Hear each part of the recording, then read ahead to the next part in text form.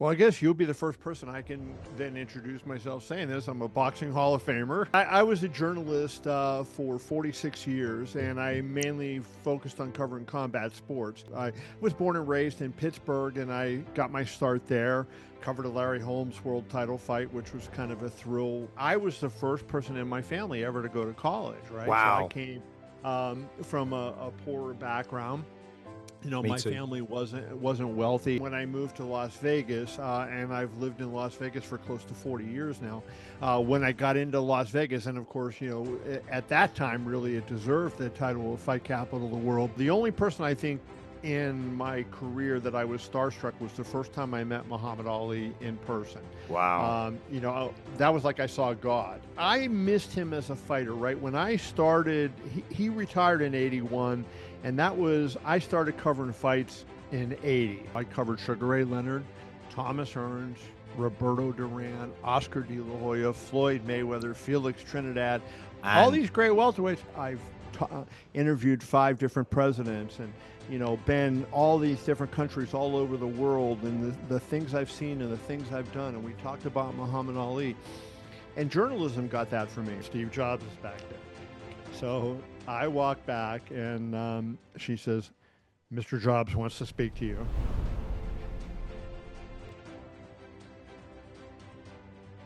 Kevin Iole, the man, the myth, the legend. How are you, buddy? Thank you for having me, Paul. I'm doing great. It's fantastic to see you. Now, for the few people around the world that are not in our sport of boxing and MMA, just can you give a quick introduction as to who you are? Just a quick one, because I want to turn back the pages of time of your amazing career journey. Well, I guess you'll be the first person I can then introduce myself saying this. I'm a boxing Hall of Famer. What a Yes. shocker Amazing. that was, right? But I was a journalist for 46 years, and I mainly focused on covering combat sports. And I retired in June of 25 after all that period of time. Probably I'm most known to people for my time at Yahoo Sports. I worked in Las Vegas. I was born and raised in Pittsburgh, and I got my start there. Covered a Larry Holmes world title fight, which was kind of a thrill, you know, for Wow. me. That was not my first fight, but my first big fight. I went from Pittsburgh to Burlington, Vermont. And when you want to be a fight writer and you live in Vermont, you got a lot of work to do. So, Yeah. I didn't get to do a lot of fighting when I was in New England. But what I did was, I went from Burlington was about an hour south of Montreal. So there was always a few title fights and big fights in Montreal. So I would drive to Montreal to cover those fights. And then occasionally, Boston was about 4 hours south of us. And so occasionally I would go in south and go to either Boston or sometimes Rhode Island for fights Yeah. and do that. So, I was able to get every year when I was in Vermont a number of fights that were entertaining and that I was interested in. So I kept myself in it. And then when I moved to Las Vegas, and I've lived in Las Vegas for close to 40 years now, when I got into Las Vegas, and of course, at that time, really, it deserved the title of Fight Capital of the World. And I covered fights, pretty much ever since. What an amazing journey. It's funny because so I'm half Chinese, half Irish. I grew up in England, but spent a lot of my time in Ireland because my dad was Irish. And the first time I'd ever heard of Pittsburgh was from the famous John Ford movie, The Quiet Man, starring John Wayne. Have you seen it? I have not, but You got to watch. I love John Wayne. Oh, man, it's an old school classic, and it's a very different John Wayne movie. But why I mention it is in one of the opening scenes, he's on the back of a cart drawn by a horse, and he's come back to Ireland, but no one knows who he is. And this fella that's picked him up is actually a guy that used to look after him. So he looks at him up and down. He says, 6'6", and John Wayne says 4.5. And then the fella says, Cincinnati, and he goes, no, Pittsburgh. And that was the first time I'd ever heard of Pittsburgh. And now I'm talking to a Pittsburgh native. Yeah, I have a lot of Pittsburgh memorabilia. This wall I have over to my left here, full of Pittsburgh memorabilia. So yeah, no, I'm a Pittsburgh native and a proud fan of the Steelers, etc. Well, whilst you tell me a little bit about this, if you don't mind, I'm going to spark up a cigar because Do it. This is a big day for me, and I'm loving this. So you grew up, and then how did you decide that you wanted to do it, your degree in journalism and comms? Because you obviously knew early on that that was the chosen path for you. You know, it was interesting. I grew up in the 60s and 70s, and especially in, the early 70s, Watergate happened. So that was something that was Crazy. really in the news. And unlike today, and with President Trump demeaning the media and everything, the media were heroes back then because, exposing this corruption and everything that the government was doing wrong. And so I was really into that.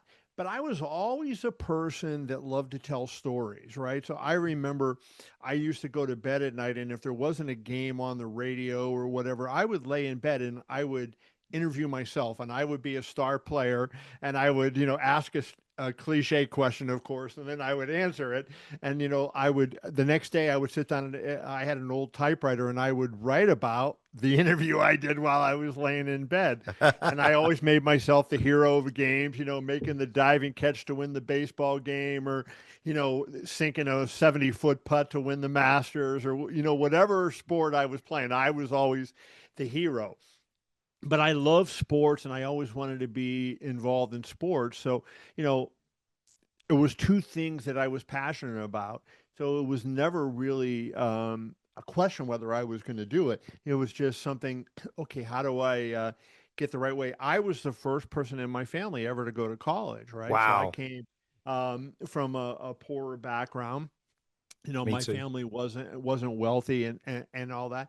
And so, nobody really, understood, like, it was always said to me when I was a kid, you're going to college someday.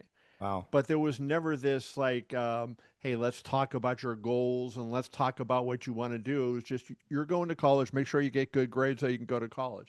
And I wanted to do journalism. I love sports, and I wasn't good enough to play, so that was the thing that I did. Well, it's not easy because most of us grow up loving sports, but then the realization sets in that, maybe it stops at high school. And then the fact that you've made it your living is amazing. Now, I know because I'm a fan of yours that your dad, I don't want to get you too upset, but he brought you into boxing. And I'm just curious, tell us a little bit about that. But if he was looking down at his boy now, you know, and if he was to look back at your career, he would just say, my boy did it, right? My dad, like, it was embarrassing in some ways, and I'm proud of it in other ways, because, he would be talking to a friend about myself or my brother, and his friend would be talking, and he wouldn't be listening to what they were saying. He was thinking about what he was going to say next to brag about my brother or myself, right? Love it. And my dad was always like starstruck. That was one thing I'm lucky that I haven't been, right? When the only person I think in my career that I was starstruck was the first time I met Muhammad Ali in person. Wow. That was like I saw God. What year Um, was that, and where were you? What were you doing? so I missed him as a fighter, right? When I started, he retired in 81, and I started covering fights in 80. And so I was covering low level fights. There was a Howard Johnson's hotel in the town where I lived, and I worked at the paper in that town. I had a part time job at the paper. I was still in college when I got my first job. Okay. And I said, could I cover the fights that they did it once a month? And no, of course, nobody wanted to cover the fights. To me, boxing was a big sport, so it was a way for me to be involved in what I considered a major sport. So I covered those fights. So I missed Ali, so I didn't get to cover him as a fighter. So this was not till much later that I actually met him in person, and it was a hearing for Mike Tyson at the Nevada Athletic Commission, and Mm, because it was Mike Tyson and all the hullabaloo, they sure. had it at the county commission, the government building, that was very big and where a lot of people were able to sit. And I'm walking in, and there was a guy that I had met early on when I moved to Las Vegas named Gene Kilroy. And Kilroy had worked for Ali all his life. They had met at the Rome Olympics, and they made a friendship. And Kilroy became Ali's business manager, but he was kind of known as the fix-it guy, right? He did Yeah. whatever Ali needed, he did. And they were friends from 1960 until Ali's death. And so I became friends with Kilroy, and we would go to lunch, and he would tell stories about Ali, and I would just kind of be in awe of all these stories and the different things. So as I'm walking into this hearing, Kilroy is at the side of the building, and he sees me and he says, "Come here." And I had done a TV interview. What did I expect to happen? One of the local TV stations was going live on their noon news. And so they wanted me to go on and kind of preview the hearing and what I thought was going to happen. So I'm a little later getting into the building than I want to be. And Kilroy is, if you know Kilroy, you don't say no to Gene, right? Yeah. And I want to get inside. And he's like, "Come here." And I said, "Gene, I got to get in the hearing." And he's like, "Get over here." And I walk, and as I walk around the corner, the first person I saw was Lonnie Ali. Yeah. And she was sitting down, and she was kind of turned, at a little bit of an angle. So she was blocking who was behind her. And I took one more step, and I went, There's and the it man. was like I saw God, right? It Yeah, was him. of course. And that was a day. He was at a period of time in his life then where some days he could speak and some days he couldn't. Yeah. And that was a day that he couldn't really speak. So he reaches up from his chair and he pulls my ear kind of to his mouth. And he said, "You must be the greatest based on what my friend said about you." Wow. Are you for real? And I was like sitting there going, "Oh my God, wait till my dad hears this," right? That was the first thing I thought of. Yeah. And, I was looking at him and it was like, I cannot believe who I am looking at here. And that's the only time in my life, I played golf and Michael Jordan was in a group behind me. No big deal. And all these celebrities that I have met, actors, and I've met presidents, and a lot of big name people I've been fortunate to meet. And I don't want to say no, but to meet in my life. Ali is the only one that had that effect on me. It's interesting because obviously I did a podcast with the great Jim Lampley, and Ali completely shaped his life. It was his childhood hero. And then when I read Jim Gray's book, I met Jim Gray when I was in Vegas. And he talks about how he inadvertently ended up interviewing Ali, which was his first big interview. And it's just the man changed the game. Yeah. I'm curious a little bit about so what happened? So you finished university, you did your BA, your degree. What was your first gig? So I started working at this paper in Pittsburgh when I was the Valley News Dispatch. It was a company, the company that does USA Today, Gannett, was the publisher of that paper. So I got a part-time job there. And so I was working in college, and then I had my part-time job. And then I immediately went to full-time when I was graduated. And I was there for probably about a year, a little over a year. And then the economy in the U.S. at that point was really bad, and people were losing their jobs. And Pittsburgh was really particularly hit by it. So the editor of the paper said to me, "Hey, look, I'm not going to tell you you're going to get laid off, but, layoffs are coming to our paper. You're young. So just put two and two together. Yeah. And here's a really good paper in our chain, and they're looking for somebody, and I think you would be perfect for that." Fantastic. So he said, "I'll recommend you if you want the job." He goes, "That way you'll still be in the company and, blah, blah, blah, blah, blah." He goes, "If you want to stay here, we want to keep you, but there's no promises what's going to happen." Yeah. So I went to Vermont, and my life changed in Vermont. It was a good place for me to go. Totally different. I've never been in a place like that. Small. It's so quiet, and it's beautiful though, it's stunning. But you're in the middle. You feel like you're in the middle of nowhere. One of the most amazing places I've ever been. Right. Yeah. And wonderful people. I still think today, how many great people I met in Vermont, but it was different, right? And so I kind of came of age in Vermont, and imagine. Sorry to interrupt. Imagine if you were able to go and watch Sugar Ray Leonard against Duran in Montreal. Imagine if you were able to cover that fight back then. Yeah. That And would have been cool. I have that painting, Leroy Neiman, right here up Right next to me. there. Wow. I moved to Vermont in 1982, so I just Just, missed, yeah. and would have been great to be up there. But a funny story about that fight is I was so convinced that Sugar Ray Leonard was going to win that fight, I bet my entire paycheck on Leonard to win. And I Really? was a kid that wasn't making a lot of money, What were the and I was like, odds? oh, this is going to double my money. Yeah. And What were the odds? Do you remember? I don't remember, but my paycheck was like, I want to say it was like $180, and that was a fortune for me back in those days, right? And Jeez. goodbye. But listen, it's maybe Las Vegas was a bad place for you to be in then if you're going to spend double down 100% of your salary. Yeah, I think I learned my lesson because I've been here close to 40 years or more than 40 years, and yeah, and I have bet a handful of times, right? So I've lived here. It's been great. I've Yeah. taken advantage of all the great things about Las Vegas. A wonderful city, Yeah. great restaurants, great shopping, a lot of stuff to do. Of course, for me as a fight person, it's been phenomenal, and I haven't been sucked up in the gambling You've aspect of it. So so that's been a really good positive for me. I absolutely love that. And then tell us about your arrival into Yahoo Sports. Was that your next gig? Yeah, I started at the Las Vegas Review Journal. So I got Okay. So I married a woman in Vermont. She was a doctor. She finished her residency in Vermont. And so when she finished her residency, she had job offers in a number of cities.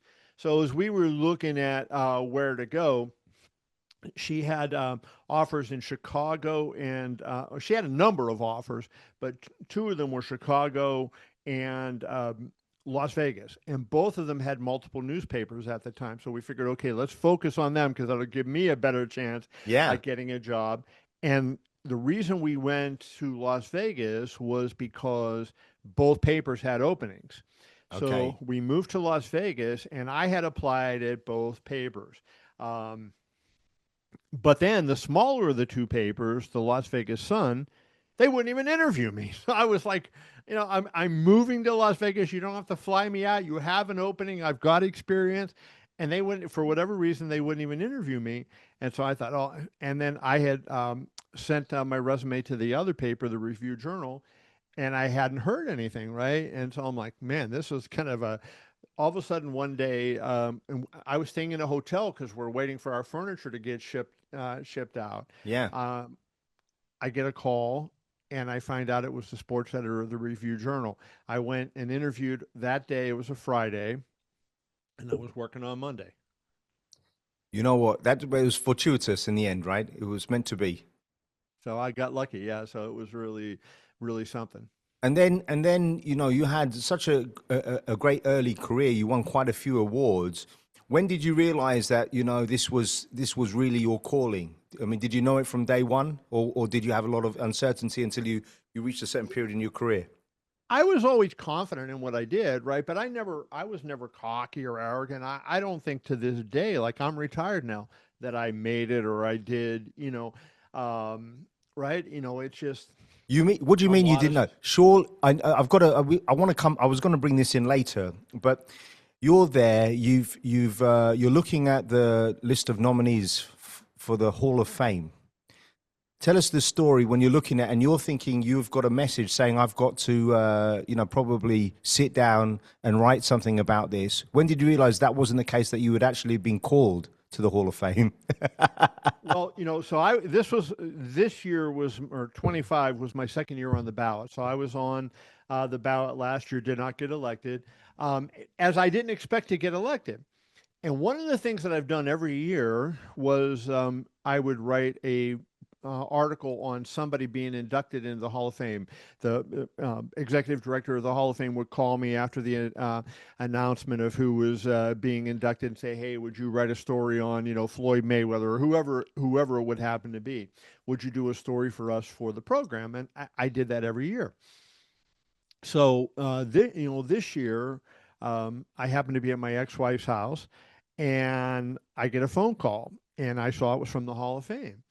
So I thought he was calling to ask me, hey, will you write an article on? And so I'm trying to think as I'm answering the phone, I'm trying to think, who does he want? I'm going, yeah, probably Golovkin because I was Yeah. close with Golovkin. So I thought he's probably going to ask me if I want to do a thing on Golovkin. And he says, Kevin, this is Ed Brophy. I said, hey, Ed, how's it going?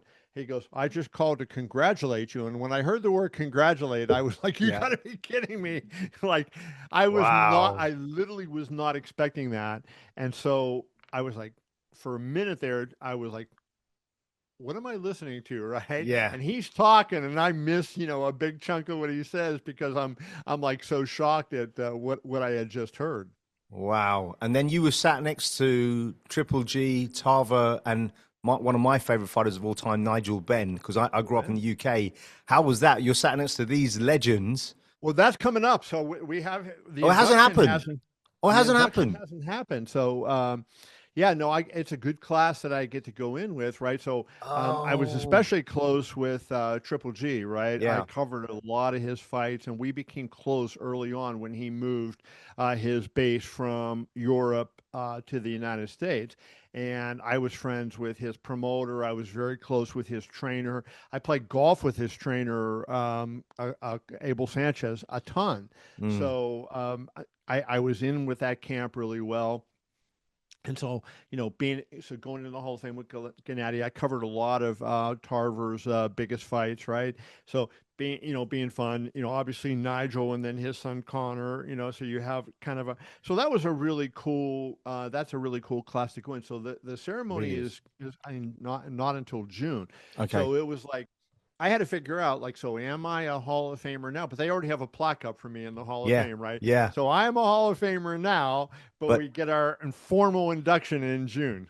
there you go. I mean, one of my favorite fights of all time, and it's not really talked about much, is when Nigel Bellan beat McClellan. Yeah. And that was a savage fight. Talk to me a little bit about some of your father's values, and how would you say that your love for boxing was stronger than baseball or football growing up, and how did that all come about? Did boxing find you? My dad was fought in the army. My dad was in World War II, and he fought when he was in the army. Was a big boxing fan. So my first memory of seeing a fight was Ali. I can't remember. It was either Ali, Clay, or Liston, right? So I don't remember Mm. if it was one or two because I was Okay. very young at the time. But it Yeah. was one of the Ali Liston fights. So he Okay. was Cassius Clay for the first fight, Muhammad Yes. Ali for the second fight, and I don't remember which one it was. I'd be lying to say I knew. But then the first fight I went to in person, I grew up in Pittsburgh. There was a fight at the Civic Arena in Pittsburgh, and it turned out to be Sugar Ray Robinson's final fight. Wow. I didn't And know my that. dad took me to. Now, nobody knew at the time. Like of course, I didn't know it, right? I think I was 5 or 6 years old. But my dad wanted to go to the fight, and his excuse was it was a couple weeks after my birthday. So his excuse was, I'll take Kevin. He told my mom, I'll take Kevin for a birthday gift, right? He wanted to go to the fight. I love And it. so, I love it. he tells mom that that was the reason that we were going to the fight. But yeah, so I got to see Sugar Ray Robinson, and of course, I don't remember anything about the fight, Of course not. but it was just the fact that when I look back on it now, and I hear people talk about, well, I saw this guy fight, and I saw this guy fight, and I think of all the great welterweights, and I say, yeah, I covered Sugar Ray Leonard, Thomas Hearns, Roberto Duran, Oscar De La Hoya, Floyd Mayweather, Felix Trinidad, all And these great welterweights, but but also Sugar Ray Robinson. He was yeah. kind of a good fighter there. I mean, really, when you think about it in terms of actually boxing prowess, he's arguably always rated as the number one, right? Yeah, I Ali, don't even think it's arguably right to yeah. me. What he You look at his accomplished, record, and what he did, and how many Hall of Famers he beat. Well, he was over 20, right? Forget champ. Floyd talks about. And I'm not dogging Floyd because I think Floyd was and is a great fighter. yeah, But Floyd talks about how many champions he beat. yeah, Rocky Marsh, excuse me, Sugar Ray Robinson beat Hall of Famers, yeah. 20 some Hall of Famers, let alone, how many dozens of champions. Really, really crazy. So, who are your top 5 fighters that you loved watching?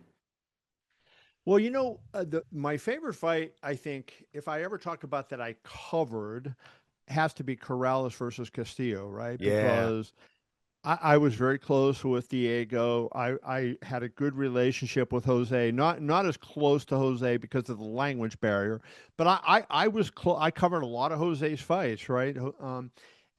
And I knew that fight. I remember I was at Corrales' house before that fight happened. And the fight was signed, and he was getting ready to train up on near Mount Charleston, which is the area kind of where I lived at the time. And he said to me, "I will walk through the fires of hell to win this fight." Wow. That's blood curdling. And then you go back and you look at what that fight was, and it was crazy, like one of the great fights of all time, and the ending was so dramatic. And then for me, what was so personally sad, 2 years to the day later, I get a call saying there's been an accident, and I hear that Diego Corrales was involved, and I drive up, and there's Diego, you know, laying on the road, his body covered with a sheet. His wife, Michelle, was standing there. And the angle that I had, there was a spotlight that was on his body from the street. It was about 8 o'clock at night. Mm. A street light put a spotlight on his body. And you can see Mandalay Bay in the distance, where 2 years to the day earlier was the greatest night of his life. And now, I see him laying on the road. And that was like that. I'll never forget that because he was such a good kid, Mm. and he had troubles. He was a troubled guy, but he was a big-hearted kid who wanted to help everybody and wanted Horrific. everybody to like him. And to see him, he was riding his motorcycle, and it was a flat road for miles, and there was just this one bump, and why that bump was there, and he hit that bump, and he went flying, and he landed and hit it in the back of a car, hit his head and broke his neck, and that's how he passed. And it was awful. Tragic. Uh, you think of that? Yeah. Really, really tragic. There's so many. I mean, it's funny. I didn't grow up with this era, but I watched it, the Fabulous Four, and I mean, I'm a Marvin Hagler guy. Yes. I absolutely love Hagler, but I do when I look back at those guys and what they went through, it's difficult to pick them because you look at Duran, he was smaller than everyone else. And then Hagler was bigger, but we were just blessed. And now I do feel there's a resurgence with boxing. And one of the things I've always admired about you is you don't hold back in your interviews and you hold people accountable, but you do it with class. I mean, you've interviewed Dana White many, many times, and I always felt that you held him accountable, but you did it in the right way. I appreciate that. I kind of feel like, and especially with boxing, right? I got criticized by some people saying you're always being negative, and I said I'm not being negative. I love this sport, and I Mm. want to see it not only survive but thrive. Yes. And so you got to, I wouldn't have been doing my job if I didn't call out what I saw as the problems. Yeah. And especially as I've been doing it for a long time, and you go, and one of the last articles I did, I wrote this for KevinIole.com in I think it was February of 25. I one night was just searching YouTube, just having fun, just looking on YouTube, and I come across an interview with Rocky Marciano, black Mm. and white interview, and it was a multi-part, multi-video interview across. And he said something in there, and he was talking about the problems in boxing in 1965. And the problems in boxing that he cited in 1965 were the exact problems that we talk about today, right? Yeah. And so what was it, 60 years apart? And so I wrote an article about that. I got tremendous response to it, right? But it was just like, I'm thinking, we're not fixing these problems. Mm. And so that's why I tried to, like I had a great passion for both boxing and MMA, and I still do. But I felt like, especially, not that MMA didn't have its share of problems, Yeah. but they were trying to do the right thing, and they were making moves in the right direction. And you see boxing, fighters getting stripped of titles, and championships keep getting added, and the public doesn't know who the hell's the champion, and It's crazy. the fights weren't getting made. All these different things, drug problems in the sport. It was outrageous, and it's still. I mean, they still have a lot of that stuff. Well, that's what I love about, because I'm a career coach and a headhunter. And, what I've tried to learn to do is how do you ask the difficult questions without coming across too negative, but you're trying to get to the truth and you're trying to get to understand what the values were behind everything. And you did that. It's such a difficult way to handle that, but you just did it with real class, I have to say. Thank you. Now, Yeah, I just kind of feel like, you're not doing your job if you don't. And sometimes, like, especially in the internet and, and all the press conferences are on live. Like, I grew up at the beginning when the press conferences were private and we were working, and then we put the news out afterwards. yeah, And it's great for the people to be able to see it all going on. But now they're critiquing your job performance when they don't know what we're doing and they don't yeah, understand, right? And so it creates a little bit of angst for people now that it didn't create before, because you didn't have that, right? Now everything you say, they make you stand up. They, a lot of times they put your name on the screen, but people know who you are that are fans of the sport and they're watching. yeah. And, it's unfortunate. Like I've always been, sunshine is the best disinfectant. And Love it. so, like, let people see. But having said that, it's difficult to feel like an after the fight, um, especially for me, like, people would say, "Oh, what a stupid question." I have an angle I'm trying to work toward, and so I'm trying to, work around and get an answer in a certain way. And sometimes the guy picks up on what I'm saying and answers it, and sometimes they don't. You got to keep, searching around. Yeah, And people don't understand. That was kind of one of the frustrating things. People didn't understand sort of what we were doing, and we're working. yeah. Um, so that was a frustrating part of my job, I have to admit. Just explain to the audience members that may not have sat down live to watch a boxing event versus an MMA event, because you can go to a great UFC event and you'll have 5 hours on a stacked card where the fights are just amazing, but in a boxing match and a world heavyweight title fight, it's only the last two fights often that are good, and then the arena is empty for half the evening. Just explain the contrast and what your take was being there live for so many great events.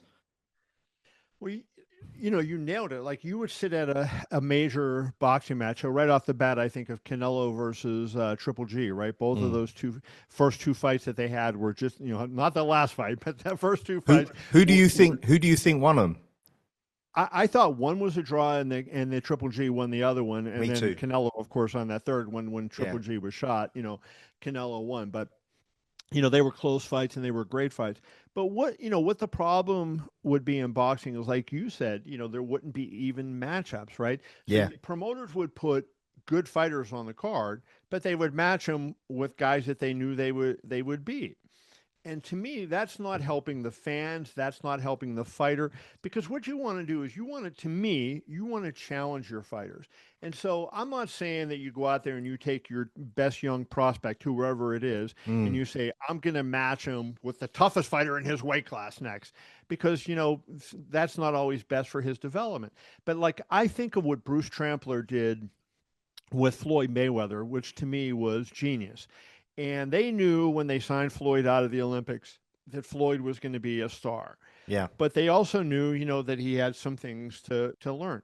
So when they matched him in his early fights, they looked at very specific things. Like, one fight that I covered of his, and a guy that nobody would remember, but it was a really key fight for him, was a guy named Tony Pep.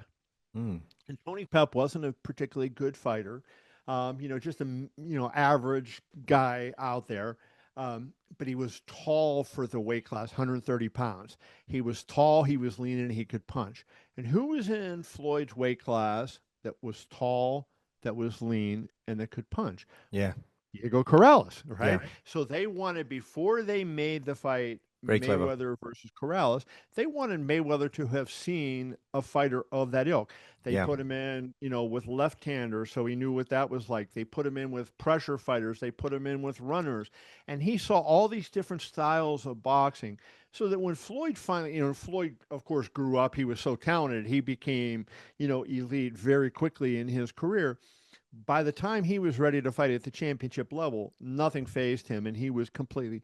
And to me, they weren't putting him in with bums; they were putting him in with people who would challenge him, and that was a Yeah. master class. But what you get too much is, and you look, and all you have to do is look at the odds sometimes on these cards.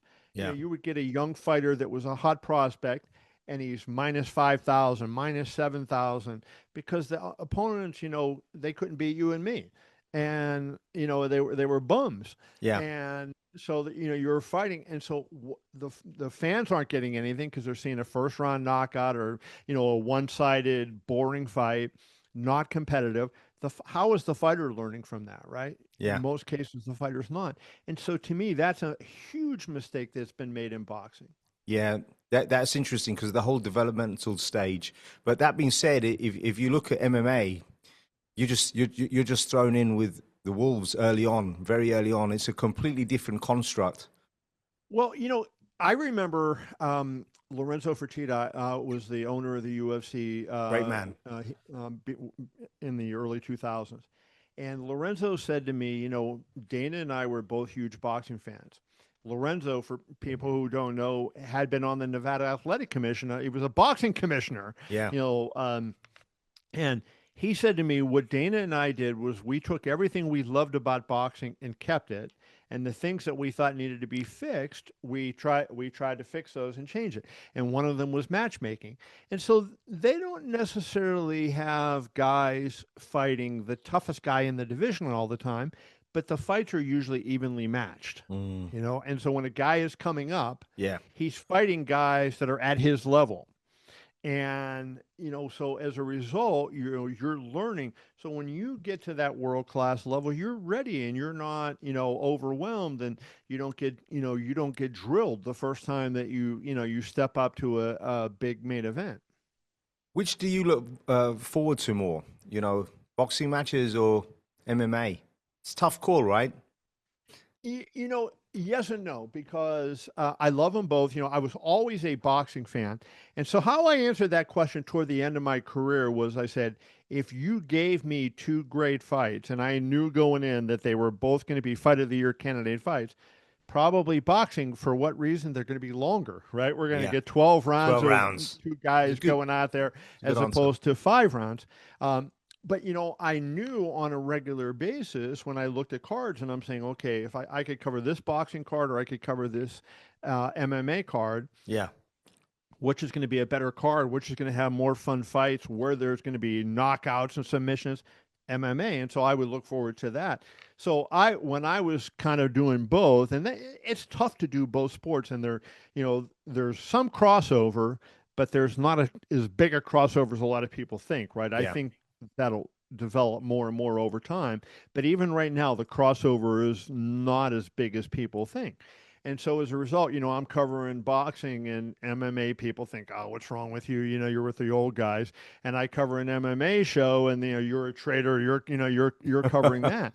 And I'm trying to do the best thing for my employer, whether it was myself at the end of my career or Yahoo or whoever it was, cover the fight that's going to have the most interest and bring the most traffic to our site.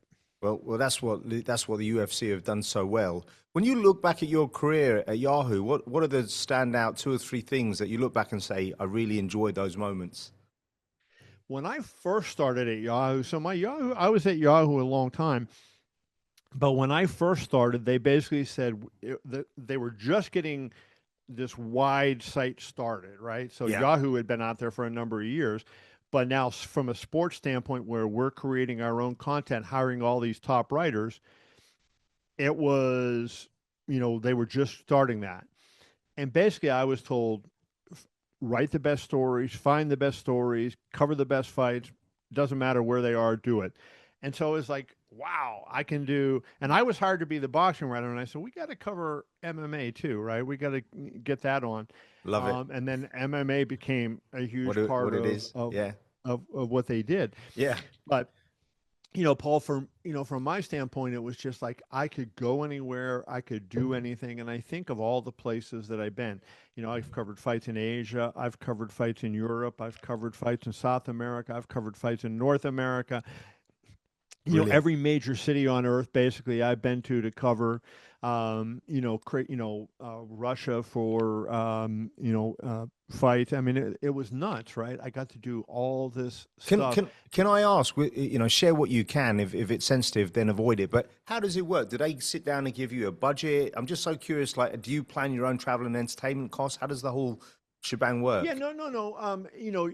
Everywhere you go, you're going to have a budget, right? So when I was working for the Review Journal, we had a lot smaller of a budget and a lot less of a travel area that I could go to. And so we had to make a pitch. Hey, this fight, if it's not in Las Vegas, and I'm going to go to that fight, this fight is going to be cost effective for such and such a reason. Yeah. And here's what I'm going to be able to do. In when I was at Yahoo, it was like I never was presented with here is, you have $100,000 to spend this year. It was like, okay, just make your arrangement. Let us know you're going to the fight. And I was never told. I think maybe one time in my career at Yahoo, I was told no, don't go to this particular fight. That's But amazing. for the most part, like I'd say, hey, I want to go here to cover this fight, and I went there to cover that fight. And how does your And ticket costs get paid for? Who pays for so the? they had an online travel agency. So we logged into a database. I would, book my flight, book my hotel room, and then have a company credit card on the road, and we would, charge on a card and just fill out our expense report when we got back. So I love it. it was easy.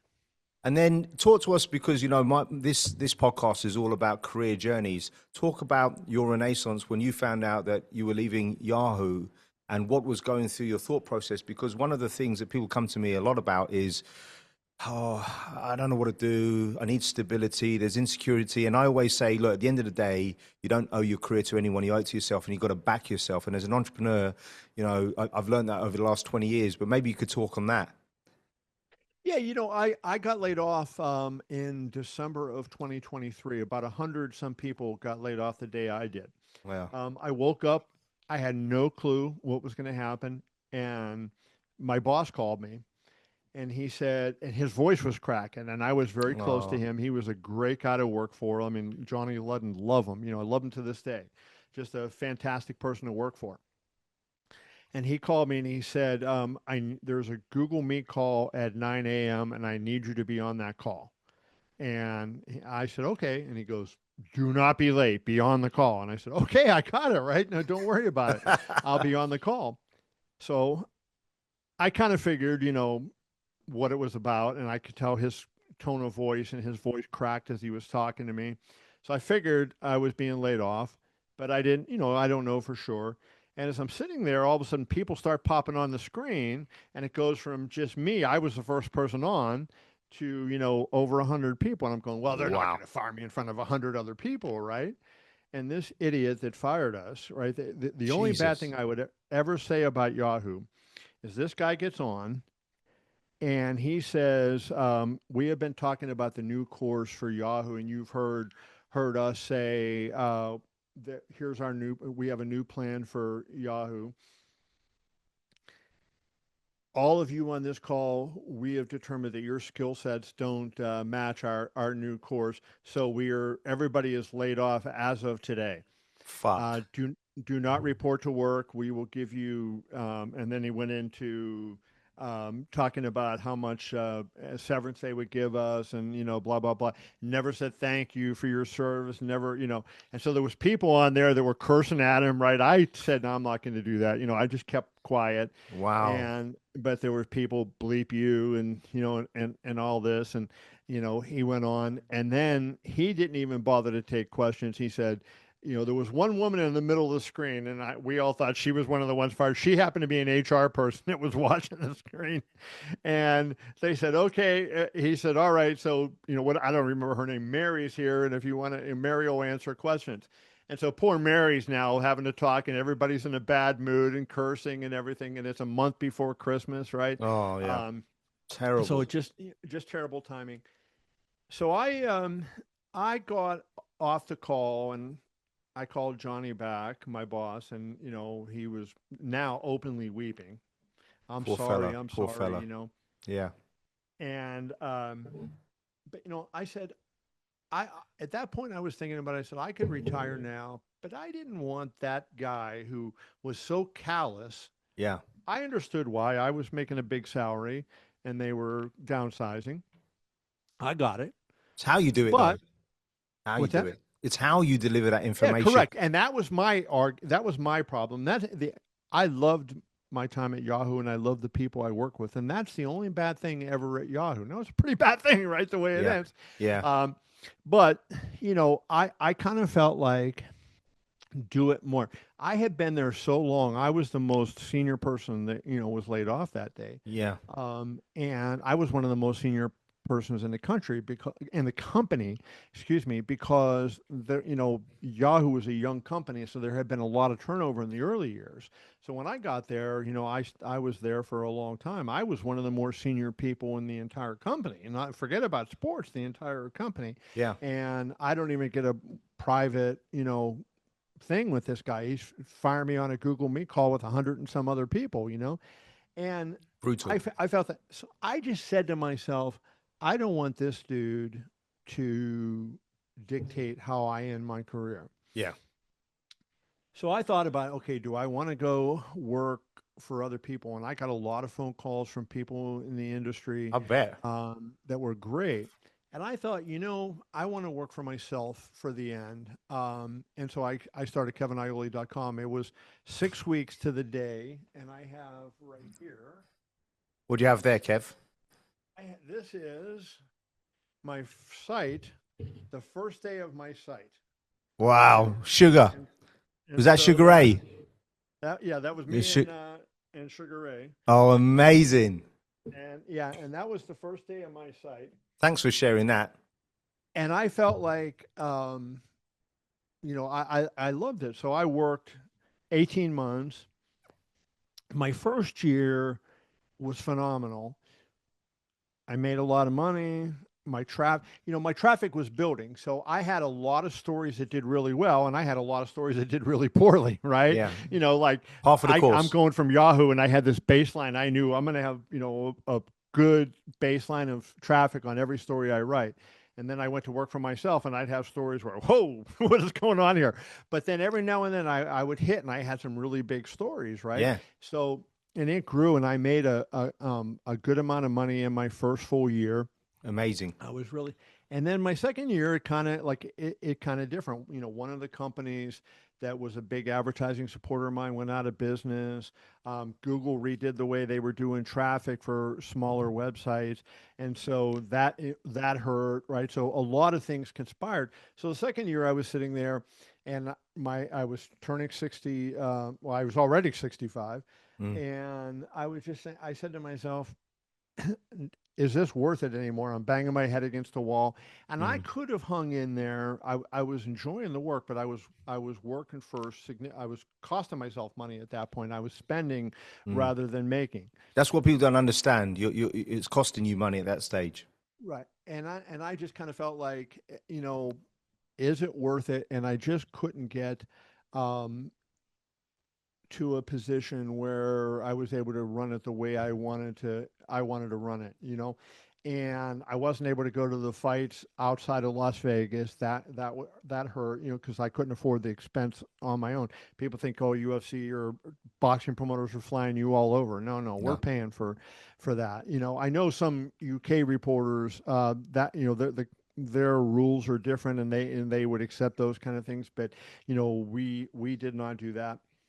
So I wasn't able to go to the shows, and that it kind of sucked, right? And now you're losing because you don't get the same sense when you don't see the fighters on the road and you talk to them and they see you at the press conference and they see you at the fights and they see you at ringside. They know, and you lose those backstories that you get from being there. And then your fingers on the pulse, right? You're engaged. Right. You're walking the floor.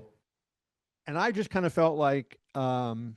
I said, probably the right time. I've had a great career, so I made, what was it, UFC 317, my last show, and it was a great show. That's why I made that particular show the one, and I knew on paper it was going to be a really, really good fight card, and I. Well, when you announced your retirement, I mean, everyone was surprised. It was like everyone felt that it came out of nowhere and was showing you a lot of love. That's what I noticed. Yeah, I was grateful to that. And my final, this is a funny thing. I took a picture of myself the final night. Fight was at T-Mobile Arena. I got up, so I was sitting in the front row there. So it was like 10 feet to the octagon, right? So I got up, I put my back to the octagon. I took a picture of myself with the octagon in the background, and I posted it on social media. And as always happen, there's always nasty people out there. Some guy, man, do you look horrible? Blah, blah, blah. And he's commenting on my looks. And normally I would have been mad and not said a word. And so I go, bleep you. And I let this guy have it. I'm like, I'm done. This is my last night. I don't have to worry anymore. I just bury this guy. Right? Love it. Love it. Never, he of course didn't respond. Another thing, all these fake tough guys. I absolutely love it. Well, one of the things, again, that I admire so much about you is kindness. You have always been very humble, and you've always thanked the people that have helped you along the way, and you've helped other people. Can you speak about that? Because I feel that in this dog-eat-dog world, that's often overlooked, and it shouldn't be. Yeah, I kind of feel like journalism gave me a great life, right? Like I have, honestly, I'm 66 years old as I sit here talking to you today, and I've had a phenomenal life, and I've seen and done things that I could never have imagined as a sports fan kid in Pittsburgh, Pennsylvania, right? What I've gotten to do and the people that I know, and I covered around of golf that President Clinton was playing golf, and Wow. I've interviewed 5 different presidents, and been all these different countries all over the world, and the things I've seen and the things I've done. And we talked about Muhammad Ali, and journalism got that for me, right? And so I want to get back to to journalism. So all my career, like if anybody ever reached out to me, I always felt like I would do try to help them as best I can. Sometimes you get somebody to reach out and they would say, hey, I want to do what you do. I'm a big MMA fan. And I say, okay, well, and now here's the disconnect, because everybody has access to the tools that they can do it.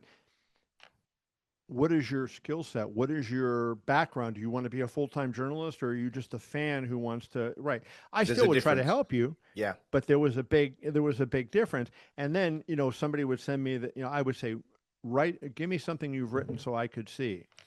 And then I would see this and I'd say, okay, I got to treat this person a little differently than I treat this person. But I would say to people, okay, you want to be a journalist? Do you want me to critique you like you're working at Yahoo right now, or do you want me to critique you like you're at a small newspaper with a circulation of 10 and you're just getting started, or YouTube, whatever the case would have been.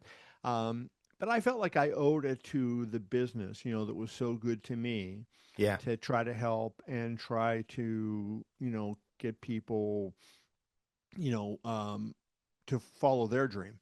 When you look back at some of the best fights that you really love, like what are your favorite boxing matches that you've covered, and MMA fights? I'm just curious because you've seen so many. Do any stand out?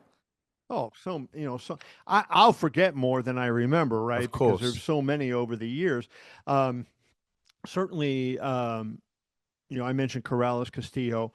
One of the best fights that I ever covered was Riddick Bowe versus Evander Holyfield. That fight was just crazy, insanely good. In the 10th round of that fight, was crazy.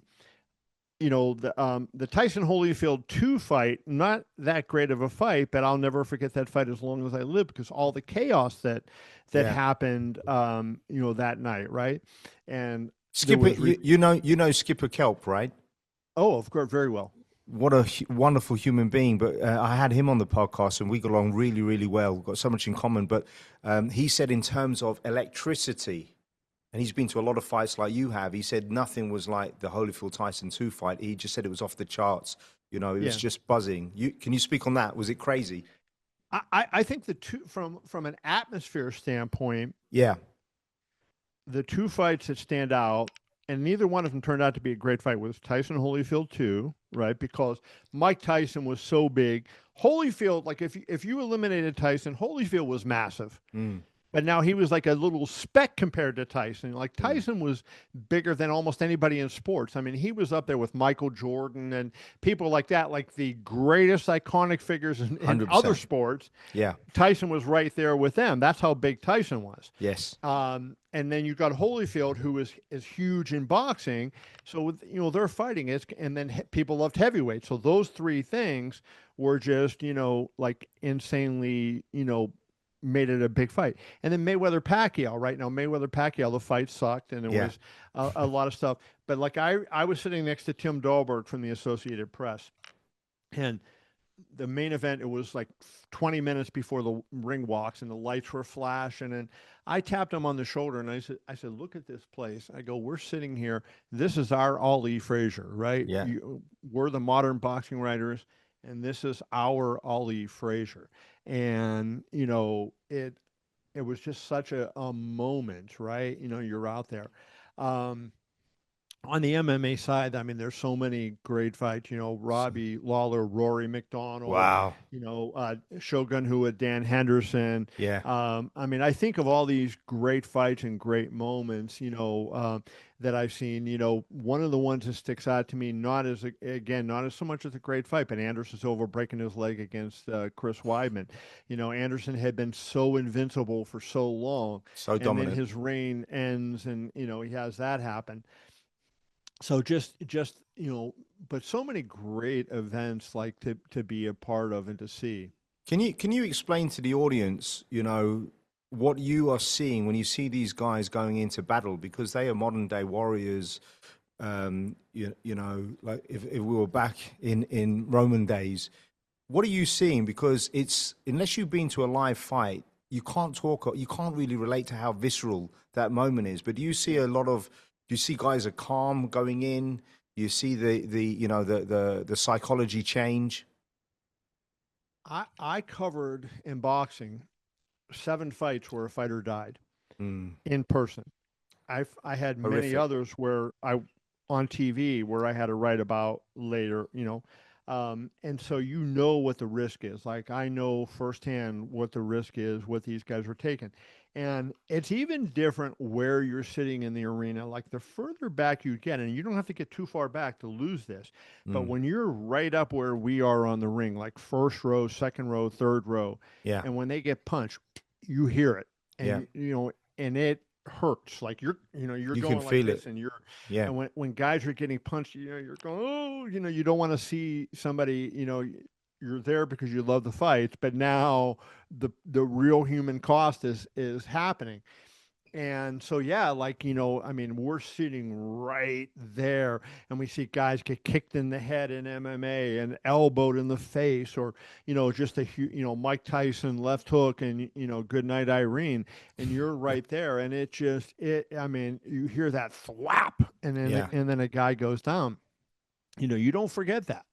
Now, well, the thing is, if you look at boxing, all the major injuries have probably been like super middleweight and below. And I don't think people talk about it enough. It's because of the whole dehydration, because in theory, it takes 24 hours for the body to rehydrate, but 48 hours for the brain to rehydrate. And that's why I think, even in the last Conor Ben Eubank fight, I did think to myself that was the borderline issue. Do you know what I mean? And, Eubank was really banged up after that first fight, which no one really talks about. And he was dehydrated in that first fight. He missed weight. That's the thing, right? So it is crazy. And then, so when you look back at some of the more colorful people that you've interviewed, like, I remember watching Jim Gray interview Mike Tyson after the Holyfield 2 fight, and he was scary, he was like, Jim Gray, got to hand it to him. He stayed in the pocket during that interview. But what are some of the more memorable interviews that you've done?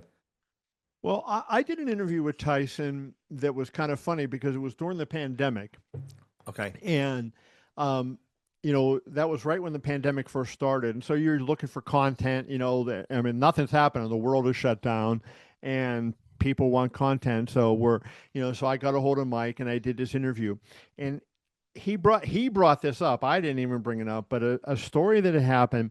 He was getting prepared for a fight with Clifford Etienne. Okay. And Clifford, do you remember Cliff? Yeah. Etienne, the Rhino. The You know, Rhino. the black rhino. Yeah. Correct. And ATN was not the greatest fighter that was ever out there. You know, he had some pop in his hands, but he could be hit a lot. And you knew going against Mike Tyson, he's going to be in trouble. So a couple weeks before that fight was made, I had written a column and I had praised Tyson. And I get a call one day, and a guy says to me, Kevin, Mike Tyson. And I looked on the phone, and I had Mike's phone number, and this wasn't the number that I had. Mm. And I'm listening, and I'm going, this is not Mike Tyson. So I go, yeah.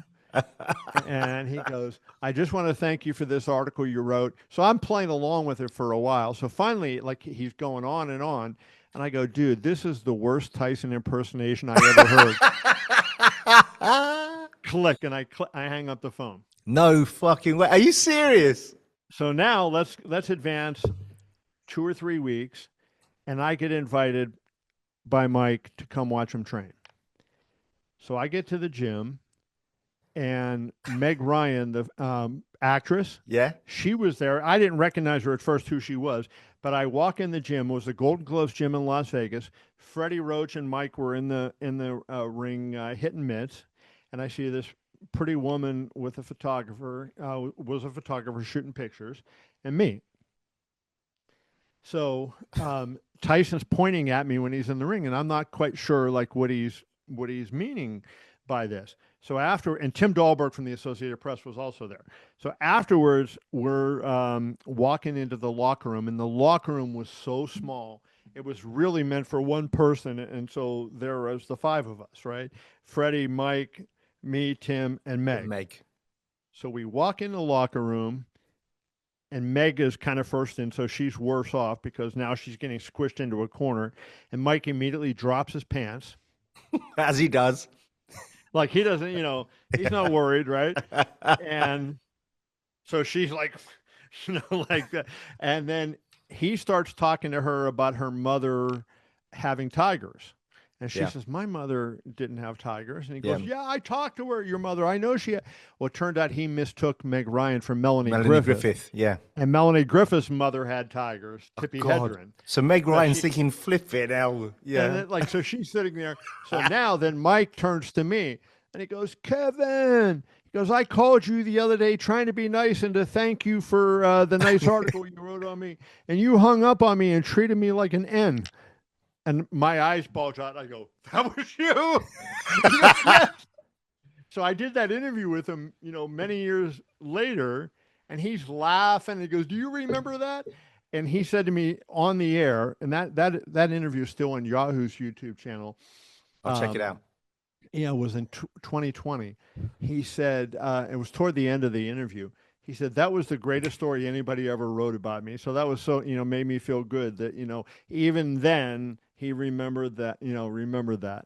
I love that. Well, one of the things I like some smaller things that you've done that I think are very meaningful to the fighters. I saw an interview when I was doing research for today where you sat down with Buddy McGirt and he said to you, when you had your very first meeting with him or interview, he said, I know I've made it because I'm sat here with Kevin Iole.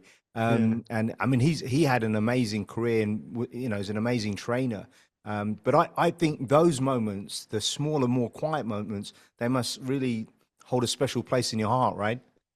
It, like when you feel like you connected with somebody personally, sometimes as a journalist and a subject, they don't want to be bothered. So they don't want to talk to you. Or sometimes they do want to be bothered, but your personality and his personality don't mesh, even maybe just at that particular time, right?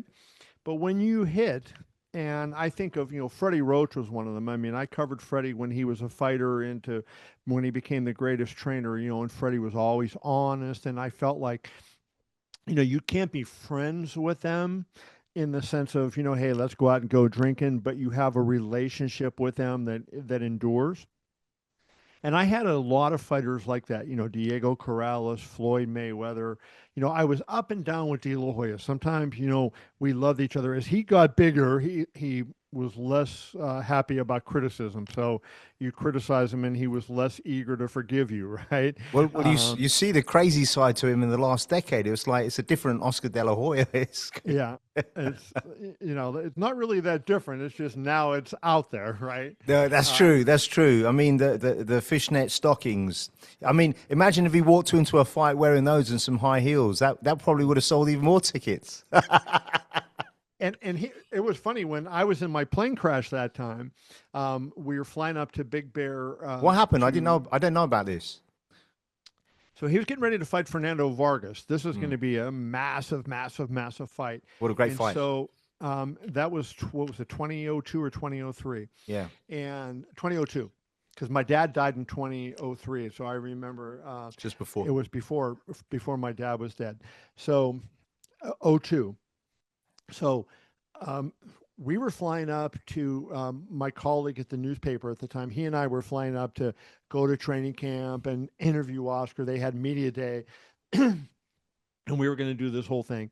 So then Bob Arum, on the morning of the media day, he calls and he said, "Hey, I have a couple extra seats on the plane.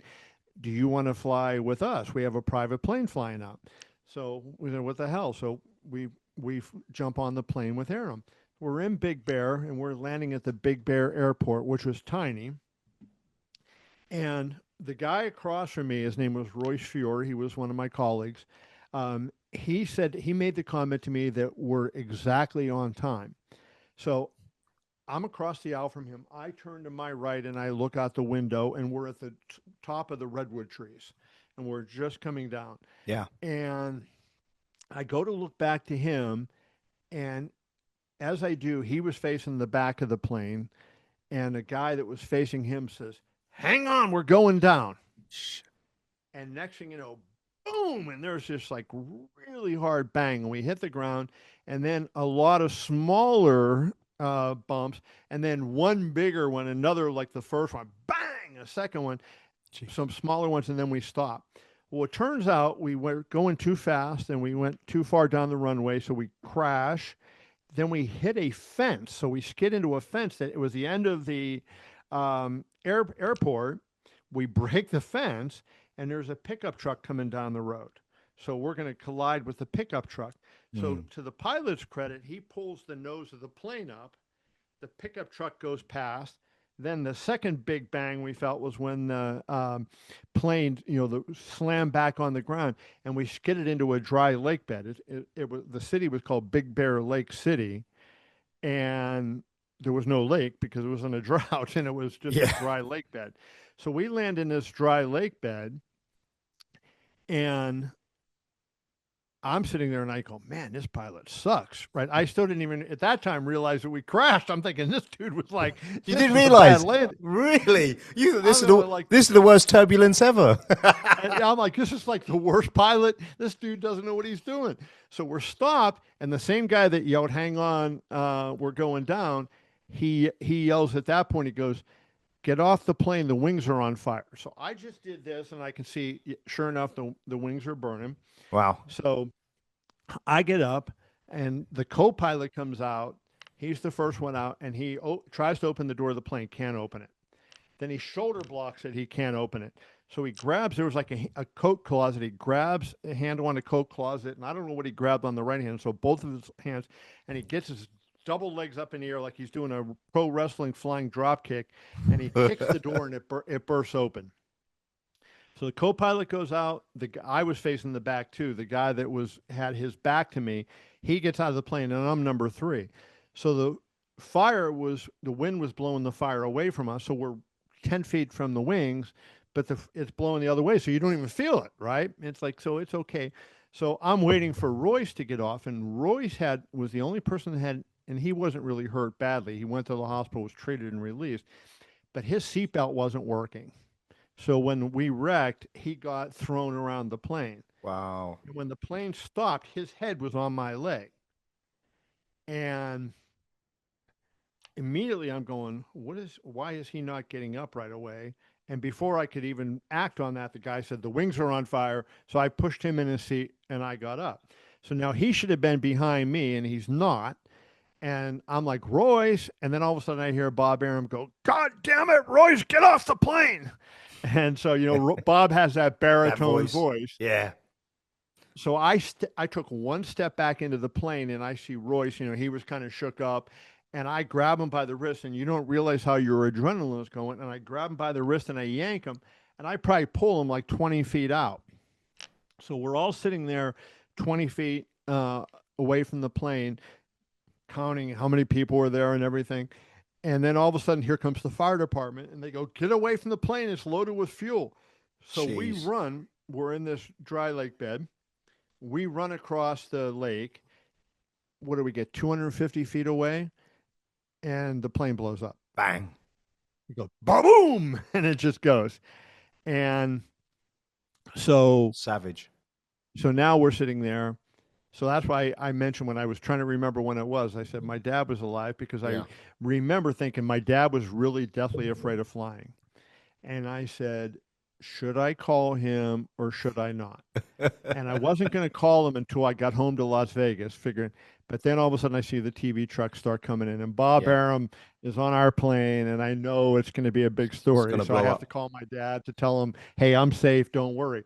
So we get over to De La Hoya's house, and most of the media is already there. Arum is not there yet, so they sent a couple cars to get us, and I'm on one car, and I got lost track of Arum. I wasn't sure where he was, so I get there, and all the media runs on me. So I'm like being interviewed by all the media, and there's like maybe 50 guys, right? And they're talking, and it's kind of cool. I'm standing with all these microphones in my face. And then Bob enters the property, but he enters at a different gate, and everybody sees it, and they run to Bob. They leave me and run to Bob. So finally, Bob's done with his interview, and we go in, for the interview in Oscar's house. And because I was being interviewed by so many people, I'm kind of like far in the back. So I'm going to take a seat in the back of the press section. And Lee Samuels from Top Rank, their PR person, he grabs me. He walks me to the front. And there was a dude sitting in the front row, and he says, just get out of here. And he makes the guy get up, right? And I still don't know what's going on. And he makes this guy leave, and then he puts the seat right next to Oscar. I mean, literally right next to him. And he goes, here, sit here. This is your seat. So I sit in that seat, and then Oscar looks at me and goes, how do you rate getting that kind of seat? And I go, I flew all the way up here, and I almost get killed coming to see you, and you got to ask me that? What a great story, and what a great storyteller. There are last few things I want to wrap up because I know your time is precious. In business, in life, storytelling is so important. Can you talk about the art of it? Is it something you ever sat down, thought about, and studied? Because you're great at it. I haven't. I write stories, so that was something. But when I'm telling stories like I just taught now, like what I've always tried to think of, and I think would help me, is I remember details. Yeah, that helps. Little details Yeah. kind of help you in the story, like when you're talking about the stuff that happened. And I've always been, observant of details and those kind of things. And so that has helped me being able to kind of fashion. I have a lot of really funny stories that, that have happened and things I remember over the years, and I'm able to tell them in a way that gets a big, hoot. Sometimes I think because of, because I'm able to combine the details and then build the story in a way, I'm not giving the punchline away right away. So that, I think that's been something that has been good for me. Well, that's the thing, right? You need to have a beginning, middle, and an end. Talk to me about, most people may not know this, but you're a bit of a tech geek. I've always loved technology, right? What are you recording on now? Because the camera's moving when you move. What are you using? I have a MacBook Pro. Okay. And it's I like the tracker. The camera that I normally use to do my interviews is this Sony. And today, when I haven't done it for a while, it wouldn't turn on for me, and so I'm not sure what was going on. No, but it's great. I'm using the webcam today, but that's center stage, so it's moving when I move. Yeah. Which I should have turned that off. I wasn't. No, I like it. I like it. But Yeah, so I have a MacBook Pro and an Apple Studio display not a MacBook Pro, I have a MacBook Air here and Apple Studio display that I'm on. But I was always a tech person and I loved Apple stuff in particular. Like I got my first Apple in '86. Wow. And so when the Apple stores started opening, I went to an Apple store and I was like, "Oh my God, I love this." So one day they started building an Apple store in Las Vegas, and I asked my boss at the Review Journal I was working. I said, could I get a part-time job here?" And they said, "Well, if it doesn't affect your work, you know." So I went and I interviewed for a job. So I got a part-time job at the Apple store, I didn't know and then that. I ended up teaching classes. Right. So before, like now, they have the whole studios and everything. Yeah. They used to have, I taught this getting started class. And I had this thing with Steve Jobs came to watch me one time. No way. Yes. Really? Amazing. And what happened, and this was like a crazy thing. When I watched, they asked me to watch one of the other kids do the class the first time. And so I watched, and there was like three people at the class, and he was following the script, and I read the script, and the script was terrible, and it was like a commercial. And who would want to, go to this class because you're being sold, a product. You're not learning anything, right? You're just, there. So I went to my boss, and she had asked me, would I teach this class? And I said, well, I'll teach it if I can teach it my way. Yeah. And then she goes, well, what is your way? And I said, well, I want to teach it. And you have to remember, this was back in '02. So, Windows was still dominant. It was still 5 years to the iPhone. The iPod had just come out, and Apple was getting attention because of the iPod, right? Yeah. And so I said, I want to show people how to do things, how to hook up your printer. Like people in those days didn't know how to hook up a printer, right? You don't think about it now. It's like, it's easy. Yeah. Back then, or people don't even have printers now, right? Yeah. But back in those days, people were printing their things. And so I said, I want to do that. So I always would teach my class, and I would try to teach them something that would be useful to them that day. So we started, and word started spreading, and I ended up getting like 300 and 400 people coming to these classes. Wow. So one day, I'm giving the class, and I don't know if he came. I don't think he came specifically because of my class, but I am doing the class, and I was at the Genius Bar, and the Genius Bar was shut down when I was doing the class because there was so many people crowded around and huddled around, and we took up literally half the store. And I look to my left, and I see Steve Jobs walking in. Everybody's got his back turned so nobody sees him, and he goes and he sits in the back and he does this. And he's like right in line with me. And was he wearing his famous black polo kind of turtleneck and jeans? Yeah, turtleneck and sneakers. Love it. So, I see him there, and I'm thinking, this can't be good. That Steve Jobs is right here, right? But and he came in. Now I don't know if he had security, but there was no obvious security right there. The CEO of Apple just walks in the freaking thing by himself, and he's standing there with his arms folded, staring at me. So, I just said, screw it. I don't need this job. And if he doesn't like what I does and he wants to fire me, let him fire me. Right. Yeah. I'm doing it because I want to learn about tech, and I love technology. So I do my whole thing. And then I used to take questions at the end. And that particular day, we had a bigger crowd than normal. And I was getting questions forever. Like it was like an hour after, and I'm still answering questions. Savage. So finally, the class ends, and I'm cleaning up and getting ready to take my lunch break. And I look and I see my manager of the store, and she's like, come in the back. I need to see you. And I look at her, and her face is like pale as a ghost. So I know what happened. Steve Jobs is back there. So I walk back, and she says, Mr. Jobs wants to speak to you. So I walk in, and he's, in the back, it's not very luxury or anything, right? It's mostly equipment that they're selling, all the merchandise. And she had a tiny, tiny little office. So he is behind her desk, and I walk in, and I said, hi, Mr. Jobs, I'm Kevin Iole. And I stick out my hand, and he just leaves my hand out there, like doesn't shake my hand back. No way. He doesn't acknowledge me. And the first thing he says to me is, he goes, do you think you know more than the marketing people who work for Apple? I said, no, sir. And he said, do you think you're more intelligent than the people who've come up with these course designs? I said, no, sir. And he goes, then can you tell me what you were doing out there? And I said, well, sir, I was asked if I would do the class, and I saw there was next to no attendance. I said people were not engaged. They were getting up and leaving during the middle of the class, and I didn't think it was really accomplishing anything. So I thought, hey, why not do it a different way where I might make it practical that they learn something and hopefully realize that we have great computers that will do what they want to do. I said, everybody thinks, Windows computers are the only machines that work and that you can do work on. And I wanted to show them otherwise.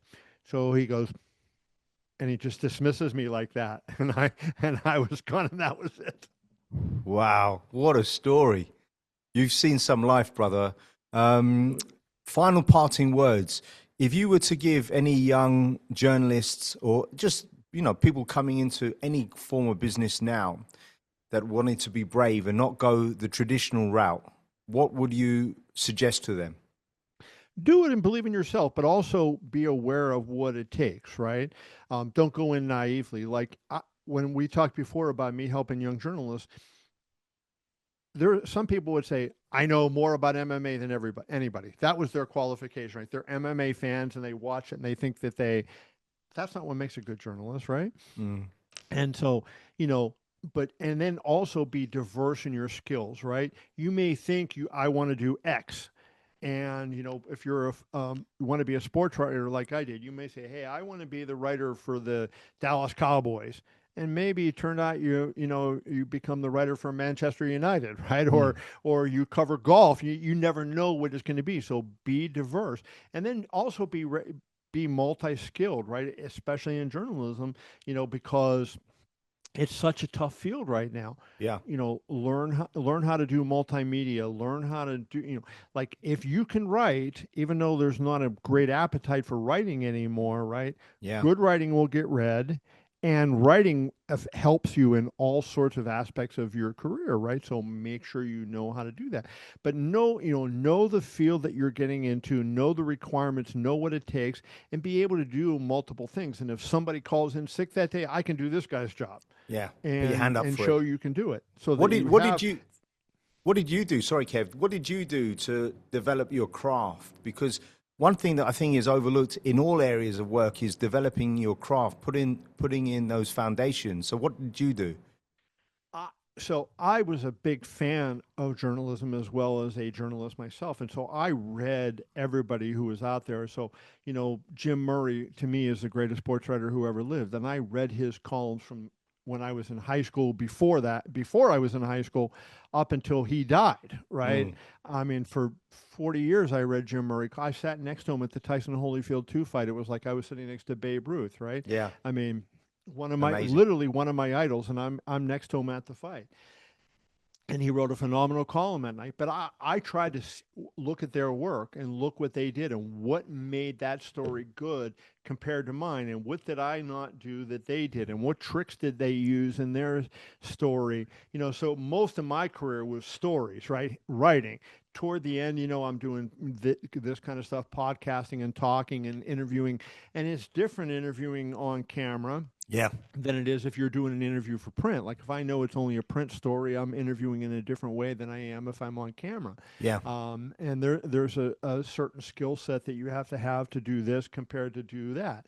And so just learn, I try to just be immersed in all that kind of stuff so that then I would know, hey, this is something that I can try to incorporate. I didn't want to be anybody else. I did not want to be Jim Murray. There's only one Jim Murray. Yeah. But I wanted to be the best Kevin Iole I could be.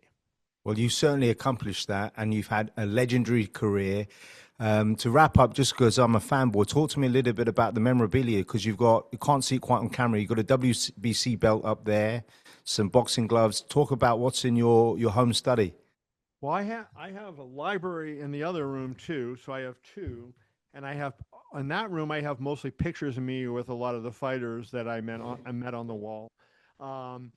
And in here I have a lot of paintings. I have a lot of Leroy Neiman's or Neiman type photos. I bought some knockoffs, right? Yeah. That were there. And then I have signed gloves. So I have a glove up there by Ali. I have a glove by James Toney, a glove from Holyfield. One of my favorite fighters, Alexis Arguello, up there. I have a ton of Ali stuff, right? I have somewhere I have hand wraps. I have handcuffs that President Obama gave me. Wow, really? Not handcuffs. What do you call them? The wraps for your shirt. Cufflinks. Cufflinks. Yeah, what am I saying? Handcuffs. I was going to say. Cufflinks from President Obama that he gave me. I have those Jeez. up there. So a lot of that stuff, that I got. Mauricio Suleiman gave me the belt, and he said to me one day, he said, "Who are your favorite fighters?" And I said, Ali, Leonard, Mayweather, and so. When you look, the WBC puts the picture of the fighter on there. There's Ali, Leonard, Mayweather, and me. Amazing. What a wonderful gift. Kevin, thank you so much. It's been an absolute pleasure. And you've given us all great stories. I appreciate you. You got it, brother. Anytime. Thank you. Thank you.